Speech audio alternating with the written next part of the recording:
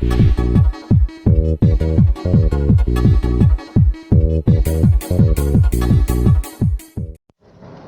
کی حدیث اور فقہی مسئلہ۔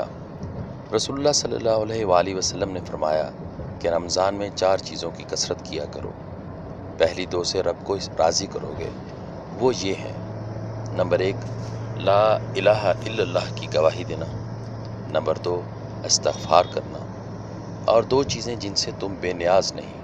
نمبر 1 تم اللہ سے جنت کا سوال کرو، نمبر 2 جہنم سے پناہ مانگو۔ مسئلہ: روزے کی حالت میں مسواک کرنا سنت ہے، چاہے مسواک جیسی بھی ہو، خواہ خشک ہو یا تر۔ بے اختیار کوئی ریشہ چلا گیا تو روزہ نہیں ٹوٹے گا۔ من جانب دار الافتاء للامور الشرعیہ والمالیہ، صادق آباد، الفلاح ٹاؤن۔